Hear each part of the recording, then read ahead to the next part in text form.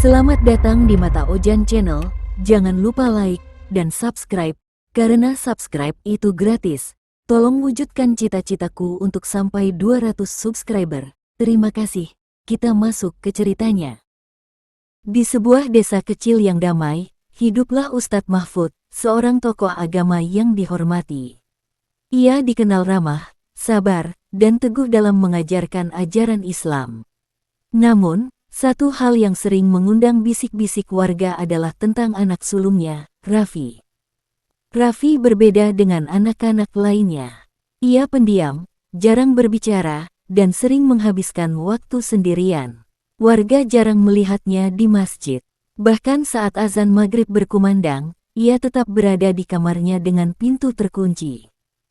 Ustadz Mahfud pernah menasihatinya, "Nak, salat itu tiang agama. Jangan sampai kita tinggalkan." Raffi hanya mengangguk, menatap kosong ayahnya, lalu kembali menunduk tanpa kata. Malam itu, tepat malam Jumat, Ustadz Mahfud terbangun di tengah malam. Dari celah tirai jendela, ia melihat bayangan seseorang keluar dari rumah. Langkahnya ringan, hampir tanpa suara. Saat diperhatikan lebih seksama, ia tertegun, itu Raffi, anaknya. Dan arah yang dituju bukan masjid. Ustadz Mahfud berdiri lama di balik jendela, mengamati langkah Raffi yang menyusuri jalan setapak di tengah gelap. Lampu jalan desa hanya menerangi sebagian, membuat bayangannya memanjang dan menghilang di tikungan yang menuju kebun bambu. Rasa curiga mulai menggelayuti hatinya. Raffi jarang keluar rumah, apalagi malam-malam begini. Namun, ia menahan diri untuk tidak langsung membuntutinya malam itu, takut kalau anaknya menyadari sedang diawasi. Keesokan paginya, Ustadz Mahfud mencoba menanyakan, "Raffi, semalam kau pergi kemana?" Raffi, tanpa menoleh, menjawab pelan, "Jalan-jalan, ya. Angin malam enak." Jawaban itu terdengar janggal. Apalagi saat makan pagi, Raffi hampir tidak menyentuh hidangan yang disiapkan ibunya. Ia menunggu semua orang selesai, baru kemudian diam-diam mengambil sesuatu dari dapur. Malam berikutnya, rasa penasaran Ustadz Mahfud makin membuncah. Ia memutuskan untuk mengikutinya dari kejauhan. Tepat setelah jam 11 malam, Raffi kembali keluar rumah, melangkah menuju arah yang sama seperti malam sebelumnya. Namun kali ini, suara lirih seperti nyanyian samar terdengar dari kejauhan, dari arah yang dituju Raffi. Ustadz Mahfud melangkah pelan, menjaga jarak agar Raffi tidak sadar. Semakin dekat ke kebun bambu, nyanyian lirih itu semakin jelas. Nada-nadanya aneh, bukan lagu sholawat atau ayat suci, melainkan rangkaian kata-kata yang terdengar seperti mantra. Di antara batang-batang bambu yang berderit tertiup angin malam, ia melihat cahaya redup dari api obor. Beberapa sosok berjubah hitam duduk melingkar. Di tengah lingkaran itu, sebuah kendi tanah liat besar diletakkan, dikelilingi bunga-bunga layu dan sesajen. Raffi ikut duduk bersama mereka. Kepalanya menunduk, bibirnya bergerak mengikuti lantunan mantra yang dibacakan oleh seorang pria tua dengan sorot mata tajam. Jantung Ustadz Mahfud berdegup kencang. Ia mengenali sebagian dari bacaan itu, potongan ayat Al-Quran yang sengaja diubah susunannya. Sebuah bentuk penodaan yang jelas. Tiba-tiba, pria tua itu berhenti membaca dan menatap tajam ke arah gelap, tepat ke arah Ustadz Mahfud bersembunyi. "Tamu kita sudah datang," suaranya serak namun tegas. Dan seketika, semua kepala yang duduk melingkar menoleh bersamaan ke arahnya. Ustadz Mahfud merasakan hawa dingin merayap di tengkuknya. Tatapan mereka, termasuk Raffi, begitu kosong namun menusuk, seperti mata yang tidak sepenuhnya milik manusia. Api obor berkedip-kedip, seolah hendak padam, sementara suara jangkrik mendadak hilang dari sekitar. Pria tua yang memimpin lingkaran itu berdiri perlahan. Jubah hitamnya menyapu tanah, dan dari genggamannya tercium aroma menyengat, campuran kemenyan dan darah segar. "Ustadz Mahfud, kita tidak mengundangmu malam ini," katanya sambil tersenyum tipis. Ustadz Mahfud berusaha menegakkan tubuh, mencoba menguatkan suara. Apa yang kalian lakukan ini adalah kesesatan. Mengubah ayat suci, menyekutukan Allah. Sebelum sempat menyelesaikan kalimatnya, Raffi berdiri.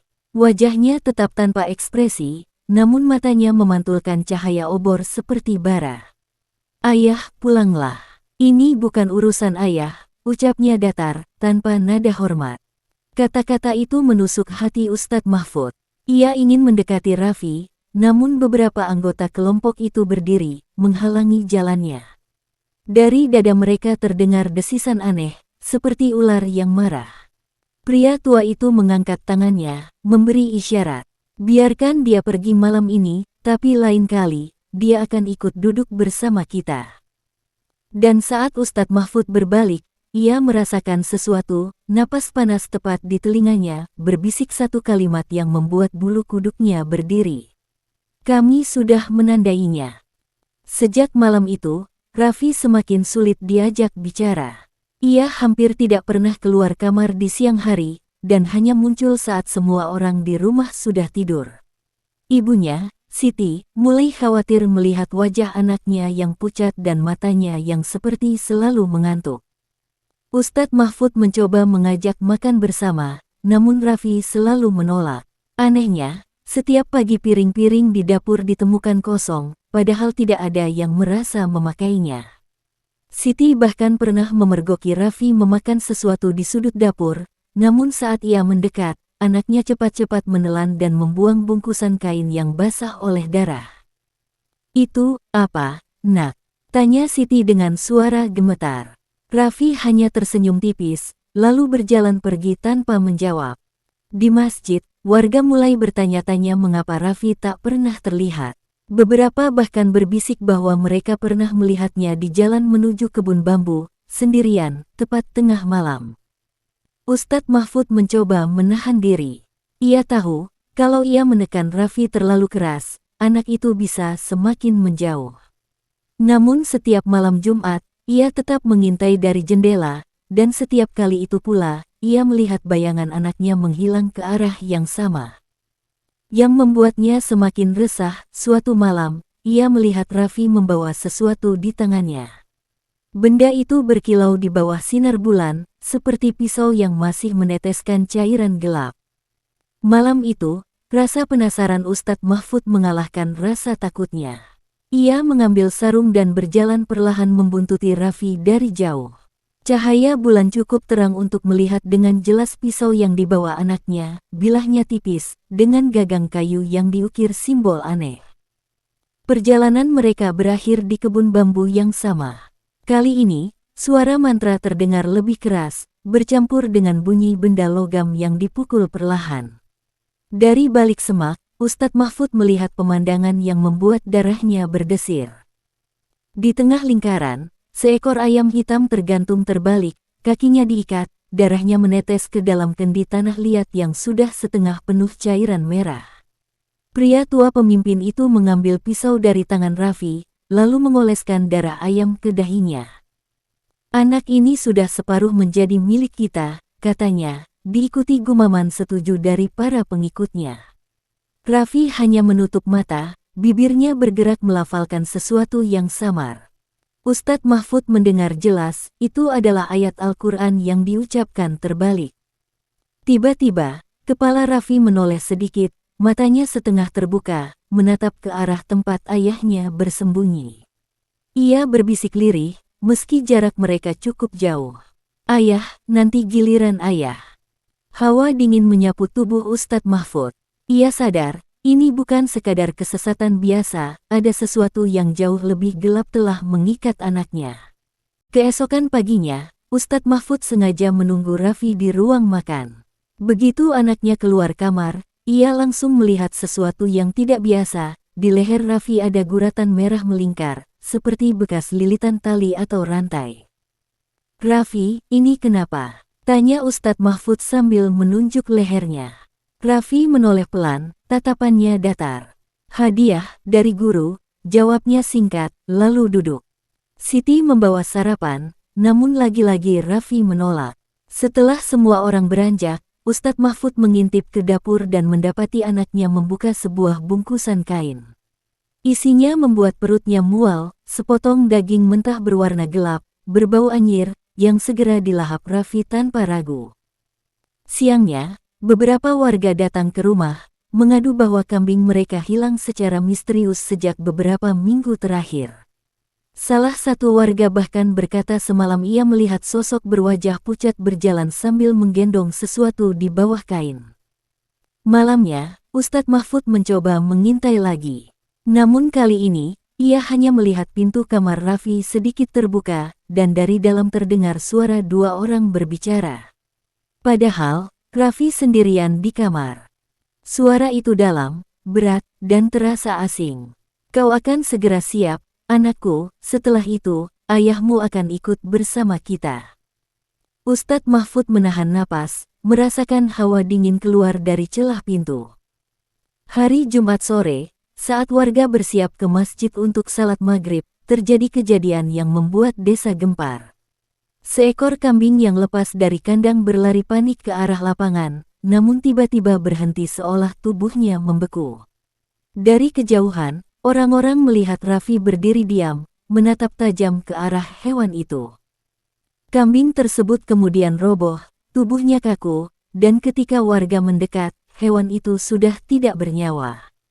Tidak ada luka, hanya kedua matanya terbuka lebar, membiru, seperti mati karena ketakutan.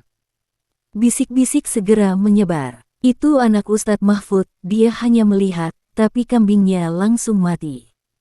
Malamnya, Raffi tidak pulang tepat waktu. Ustadz Mahfud menunggu di teras sampai hampir tengah malam, dan ketika anaknya muncul, wajahnya basah oleh sesuatu yang mengilap di bawah sinar bulan. Bau amis tercium jelas, meskipun Raffi berusaha berjalan cepat melewatinya. "Kau dari mana, nak?" tanya Ustadz Mahfud. Raffi berhenti sejenak, lalu berbisik tanpa menoleh, "Aku belajar menguasai rasa takut orang." Ucapan itu membuat darah Ustadz Mahfud berdesir. Ia mulai sadar, Raffi tidak hanya ikut kelompok itu, dia sedang dilatih untuk sesuatu yang jauh lebih berbahaya. Malam itu, ia memutuskan ia harus mengetahui di mana tepatnya pusat kegiatan kelompok sesat itu, dan apa tujuan mereka dengan anaknya. Malam Jumat berikutnya, Ustadz Mahfud mengikuti Raffi dengan lebih hati-hati. Ia mengenakan pakaian gelap dan berjalan menyusuri jalur kebun bambu, menahan napas setiap kali ranting kering terinjak. Begitu sampai di area terbuka di tengah kebun, ia melihat tanah di sana sudah berubah. Tidak lagi polos seperti dulu, melainkan dipenuhi simbol-simbol aneh yang digambar dengan kapur putih dan dilengkapi tanda merah menyerupai darah. Bentuknya menyerupai lingkaran besar dengan segitiga di dalamnya. Di setiap sudut segitiga ada huruf Arab yang diubah bentuknya hingga nyaris tak terbaca. Di tengah simbol itu, sebuah kendi tanah liat besar berdiri, mengeluarkan asap tipis. Asap itu berbau tajam, memaksa Ustadz Mahfud menutup hidungnya. Raffi dan beberapa pengikut lain duduk mengelilingi lingkaran itu, sementara pemimpin tua mereka berdiri di tengah. Ia mengangkat tangannya, lalu berkata lantang, "Malam ini, satu dari kita akan menjadi pintu bagi guru besar. Ia akan diberi kekuatan, agar dapat memanggil ketakutan siapapun yang menentangnya." Nama yang disebut selanjutnya membuat Ustadz Mahfud merinding. "Raffi, majulah." Anaknya berdiri, melangkah masuk ke lingkaran, dan menunduk di hadapan sang pemimpin. Dari kejauhan, Ustadz Mahfud melihat bayangan hitam merayap di tanah, mendekati kaki Raffi, lalu menghilang ke dalam tubuhnya. Raffi tersentak, kemudian menegakkan kepala dengan mata yang memancarkan cahaya merah redup. Sejak malam itu, suasana desa berubah mencekam. Beberapa warga mengaku didatangi mimpi buruk yang sama. Mereka melihat Raffi berdiri di ujung ranjang, menatap dengan mata merah menyala, lalu tiba-tiba wajahnya mendekat begitu cepat hingga mereka terbangun sambil berteriak. Kejadian aneh juga mulai menimpa mereka yang pernah menegur atau mengkritik Raffi. Pak Darto, tetangga sebelah rumah, ditemukan pagi-pagi duduk di teras dengan wajah pucat pasi.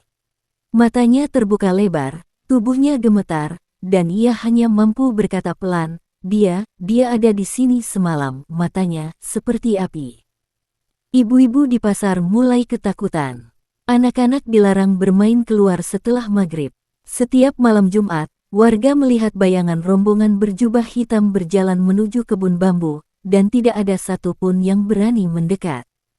Ustadz Mahfud merasa terjepit. Sebagai tokoh agama, ia seharusnya bisa melawan ini, tapi darahnya sendiri yang terlibat. Jika ia salah langkah, nyawa Raffi bisa melayang, atau lebih buruk, anaknya akan sepenuhnya hilang ke dalam kegelapan. Malam itu, ia memutuskan untuk mendatangi seorang kiai sepuh di desa tetangga, orang yang dikenal mampu menghadapi ilmu hitam dan paham benar cara menghentikan aliran sesat seperti ini. Namun sebelum ia sempat berangkat, ia menemukan sesuatu di bawah bantal tidurnya, sehelai kain hitam dengan simbol lingkaran segitiga, sama seperti yang dilihatnya di kebun bambu. Bau amisnya menusuk hidung. Di kain itu, tertulis dengan huruf merah, "Giliranmu Jumat depan." Tanpa membuang waktu, Ustadz Mahfud berangkat ke desa tetangga sebelum subuh.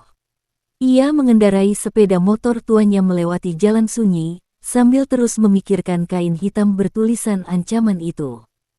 Setibanya di rumah Kiai Hasan, ia disambut aroma wangi kayu gaharu. Kiai Hasan adalah sosok sepuh berusia hampir 70 tahun, dengan tatapan tajam namun menenangkan. Setelah mendengar cerita Ustadz Mahfud, Kiai itu terdiam lama, lalu berkata pelan, "Mereka bukan sekadar aliran sesat, mereka penyembah makhluk yang hidup dari rasa takut manusia. Dan Raffi, anakmu, sedang dipersiapkan menjadi perantara." Ustadz Mahfud menelan ludah. "Bagaimana cara menghentikannya, Kiai? Aku tak mau kehilangan anakku." Kiai Hasan mengambil sebuah kantong kain kecil, lalu meletakkannya di tangan Mahfud. Isinya terasa keras dan bergetar halus. "Benda ini akan melindungimu dari pengaruh mereka. Tapi untuk membubarkan mereka, kau harus masuk ke tengah lingkaran ritual, memutuskan simbol pengikat mereka, dan memanggil nama makhluk itu dengan ayat yang benar. Hati-hati, jika kau salah membaca, justru kaulah yang akan terikat." Malamnya, Ustadz Mahfud pulang dengan hati gelisah. Ia belum yakin bisa melakukan itu sendirian, tapi ia tahu Jumat depan semakin dekat. Dan yang membuatnya semakin waspada, sore itu ia melihat Raffi berdiri di depan rumah, menatapnya dari kejauhan, tersenyum tipis, sambil menggenggam pisau berukir simbol yang sama seperti di kebun bambu. Malam itu, udara desa terasa lebih berat dari biasanya. Langit gelap tanpa bintang, dan angin membawa aroma kemenyan bercampur amis darah. Ustadz Mahfud menunggu sampai jarum jam menunjuk pukul 11, saat ia tahu Raffi pasti keluar. Seperti yang diduga, pintu kamar Raffi terbuka perlahan. Anak itu keluar tanpa menoleh, mengenakan jubah hitam dan membawa pisau berukir simbol. Ustadz Mahfud membuntutinya dari kejauhan, merapat ke bayangan pohon agar tak terlihat. Setiba di kebun bambu, suara mantra sudah menggema, lebih keras dan cepat dari biasanya. Obor-obor dipasang mengelilingi lingkaran simbol, dan di tengahnya berdiri kendi besar yang kini memancarkan asap pekat berwarna merah tua. Pemimpin tua itu berdiri di dalam lingkaran, menatap Raffi. "Malam ini, engkau akan menjadi pintu. Setelah ini, tidak ada yang bisa memisahkan kita." Raffi menunduk, lalu melangkah masuk ke lingkaran. Semua pengikut duduk melingkar, mulai melantunkan bacaan yang membuat telinga Ustadz Mahfud berdesir. Kata-katanya adalah potongan ayat Al-Quran yang diacak dan dicampur mantra kuno, memanggil sesuatu yang terasa begitu asing namun nyata. Ustadz Mahfud meraih kantong kain pemberian Kiai Hasan. Jantungnya berdetak kencang. Ia tahu ini adalah saatnya, jika ia menunggu lebih lama, Raffi akan hilang sepenuhnya. Perlahan ia maju, menginjak tanah yang dipenuhi simbol, dan semua mata berbalik menatapnya bersamaan. Begitu kaki Ustadz Mahfud menginjak tanah bersimbol, hawa dingin langsung merayap ke seluruh tubuhnya. Obor di sekeliling lingkaran bergetar, nyala apinya seperti hendak padam. Pemimpin tua itu menyipitkan mata. "Kau datang juga, Ustadz, untuk bergabung, atau untuk mati?" Ustadz Mahfud menguatkan suara, meski hatinya berdebar. Aku datang untuk mengambil anakku dan menghentikan kesesatan ini. Beberapa pengikut berjubah hitam berdiri, membentuk setengah lingkaran untuk menghalanginya. Dari mulut mereka keluar desisan aneh, dan mata mereka tampak memantulkan cahaya merah seperti bara. Raffi berdiri di tengah, wajahnya datar, tapi sorot matanya kosong.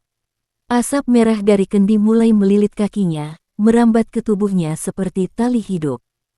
Kantong kain di tangan Ustadz Mahfud bergetar semakin kuat. Ia merogoh isinya, sebuah batu hitam kecil, dingin seperti es. Saat diangkat, batu itu mengeluarkan cahaya kehijauan yang membuat para pengikut mundur beberapa langkah. Pemimpin tua itu tersenyum sinis. Cahaya itu hanya memperlambat, tapi tidak bisa menghentikan panggilan yang sudah dimulai. Tiba-tiba, Raffi mengangkat pisau berukir simbol dan menatap ayahnya. Dengan suara berat yang bukan miliknya, ia berkata, "Ayah, sudah terlambat. Dia sudah di sini." Tanah di bawah mereka mulai bergetar pelan, diiringi suara rendah yang terdengar dari dalam kendi, suara yang seolah berbicara langsung ke dalam pikiran. Getaran di tanah semakin kuat. Asap merah yang keluar dari kendi menebal, membentuk siluet tinggi dengan kepala menyerupai tanduk bengkok. Mata wujud itu menyala seperti bara, dan setiap tarikan napasnya membuat udara sekitar menjadi dingin menusuk tulang. Para pengikut berjubah hitam merunduk dalam, menyentuh tanah dengan dahi mereka. Pemimpin tua itu mengangkat kedua tangan dan berseru, "Guru besar, pintumu telah siap. Masuklah ke tubuh perantara." Asap merah itu berputar mengelilingi Raffi, membungkus tubuhnya seperti pusaran badai. Mata Raffi mulai bersinar merah pekat, bibirnya mengucap ayat-ayat terbalik yang membuat telinga Ustadz Mahfud terasa berdenging. Ustadz Mahfud melangkah maju, mengangkat batu hitam pemberian Kiai Hasan. Sinar kehijauan dari batu itu berdenyut, membuat pusaran asap sedikit terpecah. Namun makhluk itu berbalik menatapnya, dan senyumnya, jika bisa disebut begitu, menampakkan deretan gigi runcing yang tak wajar. "Kau tak bisa mengambilnya kembali, manusia. Anak ini telah memilih." Suara itu menggema langsung di kepala Ustadz Mahfud. Mahfud menahan napas. "Aku ayahnya, dan aku yang akan memutuskan." Ia mulai melafalkan ayat-ayat suci dengan suara lantang, berusaha menembus mantra terbalik yang dilontarkan Raffi. Asap merah menjerit, tubuh para pengikut mulai terguncang, namun pemimpin tua itu terus melantunkan bacaan pemanggil. Perasaan Mahfud jelas ini adalah tarikan antara dua dunia, dan siapa yang berhenti duluan akan kalah. Suara Ustadz Mahfud dan pemimpin tua itu saling bertabrakan di udara, menciptakan getaran yang membuat daun bambu berdesir seperti ribuan bisikan. Setiap kali Mahfud melafalkan ayat dengan benar, asap merah itu menciut, namun setiap kali pemimpin tua itu membaca mantra terbalik, asap kembali menguat dan melilit tubuh Raffi lebih erat. Raffi mulai berteriak, suaranya berubah-ubah antara suara remaja dan suara berat yang jelas bukan miliknya. Matanya memancarkan cahaya merah yang berdenyut seirama dengan mantra. Ustadz Mahfud menggenggam batu hitam lebih erat. Batu itu mulai memanas, seperti hendak pecah di tangannya. Ia melangkah ke dalam lingkaran, menginjak salah satu simbol kapur putih hingga terhapus sebagian. Seketika, jeritan nyaring terdengar dari semua pengikut berjubah hitam, seolah kaki mereka tersiram air mendidih. Pemimpin tua itu menatapnya dengan amarah membara. "Berani kau memutus jalanku, Ustadz?" Mahfud tidak menjawab. Ia menunduk di depan Raffi, menatap mata anaknya yang kini dipenuhi kilatan benci.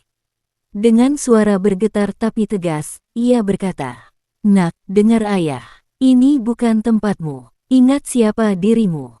Raffi berhenti bergerak sesaat, namun makhluk itu segera memaksa bibirnya mengucapkan mantra lagi.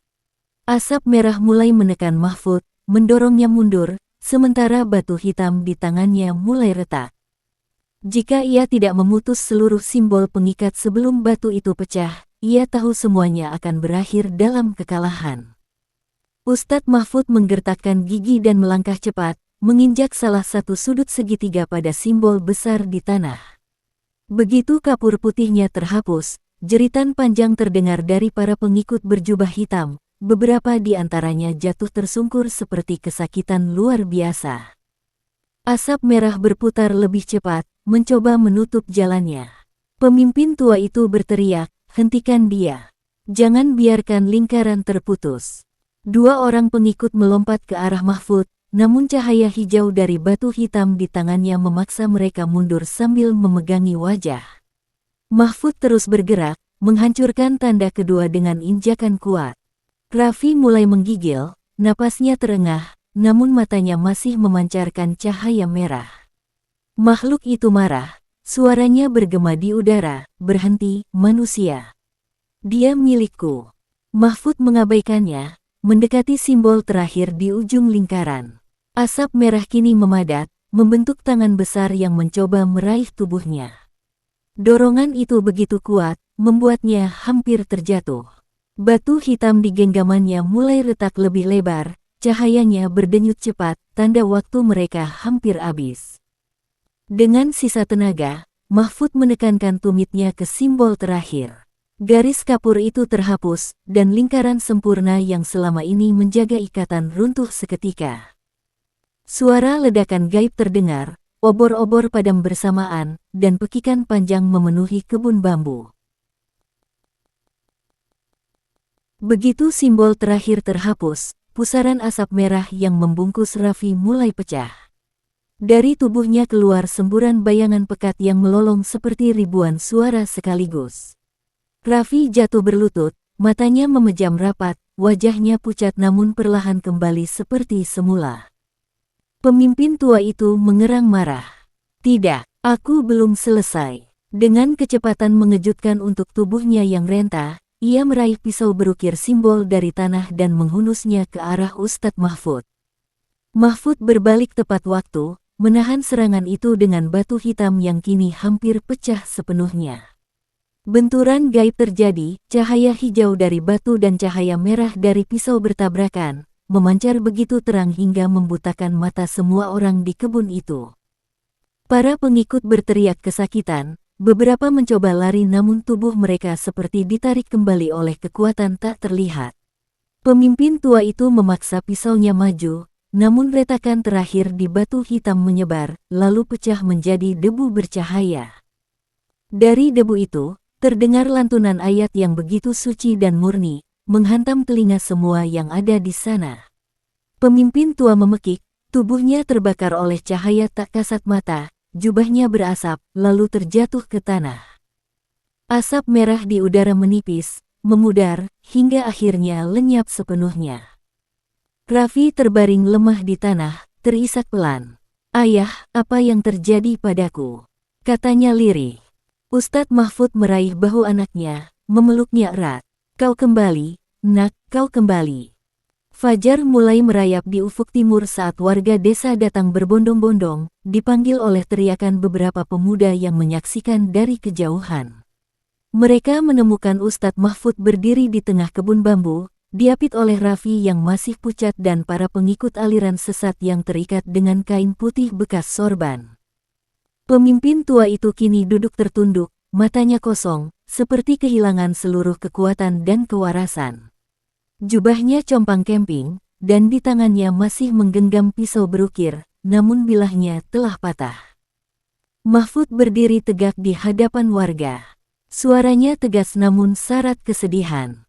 "Saudara-saudaraku, inilah ajaran sesat yang telah merusak anak-anak kita, termasuk anakku sendiri. Mereka mengajarkan pemujaan kepada sesuatu yang mengatasnamakan kekuatan gaib, tapi sejatinya hanya menjerumuskan ke dalam jurang kegelapan." Beberapa ibu menjerit histeris saat melihat wajah anak-anak mereka yang ikut menjadi pengikut, kini pucat dan lemah, namun selamat. Para bapak mengepalkan tangan, sebagian ingin memukul pemimpin tua itu, namun Mahfud menahan. "Hukuman mereka akan kita serahkan pada pihak berwenang. Namun ingat, kita harus memutus akar dari kejahatan ini." Warga bersama-sama menghancurkan pondok kecil tempat pertemuan kelompok itu.